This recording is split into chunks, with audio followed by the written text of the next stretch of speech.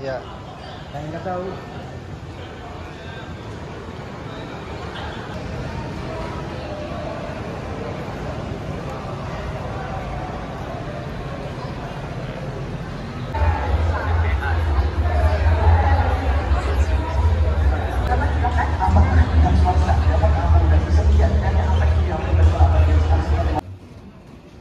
Dia juga adalah salah satu peraih penghargaan Proklim Lestari pada tahun 2022. Dan kalau saya baca CV-nya luar biasa, nanti setengah jam mungkin juga tidak habis saya membaca CV-nya.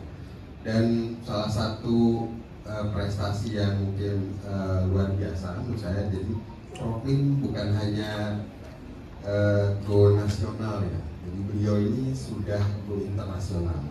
Jadi pada tahun lalu dia menjadi salah satu delegasi dalam COP 28 di Dubai. Tentang kita semua. Jadi inilah luar biasanya Proklim.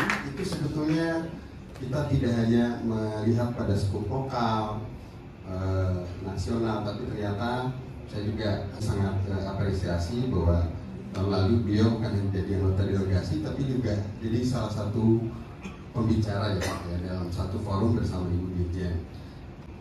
Izin berdiri Pak. Tentu yang sama-sama kita hormati Bapak Moderator kita Pak Doni, Kepala Balai Kepulauan Sulawesi Baik, ya, dan seluruh Bapak Ibu, teman-teman semua yang sempat hadir pada kesempatan ini. Assalamualaikum warahmatullahi wabarakatuh. Ya, satu kesempatan bisa hadir di tempat ini bersama dengan Bapak Ibu semua. Pertama-tama tentu perkenalkan, nama saya Jamaluddin atau biasa dipanggil Jamal. Saya berasal dari satu desa, yaitu Desa Kantreapia, Kecamatan Tombolopao, Kabupaten Goa di Sulawesi Selatan. Itu berada di kaki gunung, namanya Gunung Bawah Karaeng.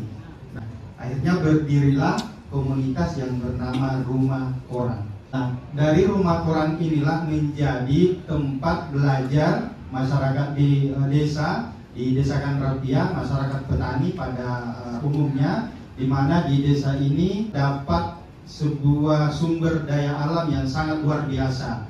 Dan akhirnya kegiatan-kegiatan itu dimulai dari komunitas yang mencoba melakukan gerakan cerdas anak petani, gerakan yang mencoba melakukan gerakan literasi pada bidang lingkungan. Jadi kita menyebutnya sebagai gerakan literasi lingkungan. Bagaimana pertanian hari ini itu bisa diwariskan.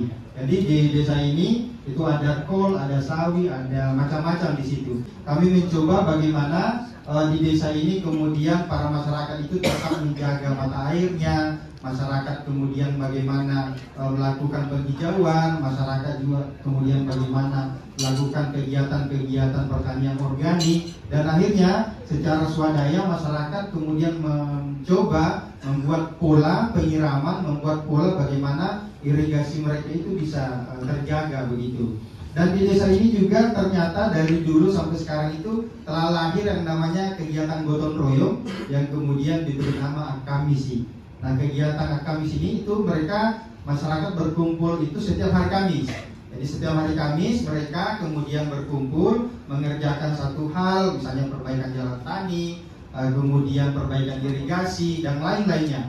Nah, ini menjadi tiket bahwa kemudian kita bisa hadir di Dubai menyampaikan bahwa ternyata di tingkat desa itu ada gotong royong yang sangat kental dan sangat kuat yang dilakukan di masyarakat pedesaan. Bahwa awal mula Rumah Koran hadir adalah sebuah gerakan literasi, tapi literasinya itu adalah lari ke lingkungan. Jadi bagaimana kemudian kita ada sekolah alamnya, bagaimana anak-anak petani dan pemuda-pemuda tani itu diajak ke sungai. Jadi secara dini anak-anak itu sudah diperkenalkan bagaimana mereka bisa menjaga lingkungannya, bagaimana masyarakat juga tidak membuang sampah misalnya di sungai, potensi alam, dan bagaimana kita bisa berkontribusi di situ dan tetap melakukan kegiatan yang sifatnya adalah kegiatan ini bisa berkelanjutan seperti itu, bukan hari ini saja, tetapi bagaimana kemudian kegiatan itu bisa diwariskan. Jadi itu kegiatan-kegiatan yang kemudian dilakukan di komunitas kami. Nah, kemudian dari komunitas itu juga bagaimana ada gerakan-gerakan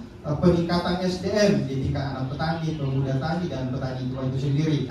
Sama-sama belajar tentang budidaya, sama-sama belajar tentang pertanian organik. Jadi intinya adalah Proklim Lestari yang kemudian diamanahkan kepada kami di Kanrapia ini adalah mencoba bagaimana ada kegiatan yang sifatnya bisa direplikasi dan sifatnya bisa berkelanjutan. Jadi itu yang coba kami lakukan dari gerakan-gerakan anak muda, gerakan-gerakan literasi yang betul-betul SDM itu perlu ditingkatkan agar kita bagaimana betul-betul bisa menjaga alam kita, betul-betul kita bisa berkontribusi di situ. Nah, ini kegiatan-kegiatan yang ada di Kampung Berseri Astra. Jadi kita ini ada Kandrapi ini ada 3 identitas. Jadi gerakan dari literasi itu tadi kemudian melahirkan beberapa identitas. Pertama, desa kami itu menjadi Kampung Berseri Astra, dibina oleh PT Astra Internasional. Bagaimana kegiatan-kegiatan itu punya kontribusi di situ. Kemudian kami menjadi identitas sebagai kampung iklim adalah kita berada di pilar lingkungan.